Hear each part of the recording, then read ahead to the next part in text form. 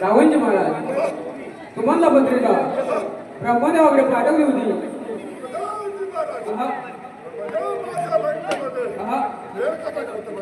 रावणजी महाराज ही पत्रिका पुस्तक नाही म्हणून दुसरी पत्रिका वायुदेवाकडे पाठवली होती.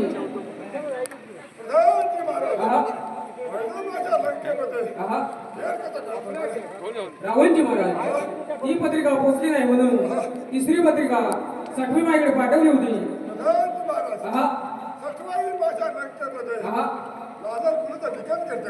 तरी रावणजी महाराज आता क्षणाचा विलंब न लावता स्वयंवराला सुरुवात करा.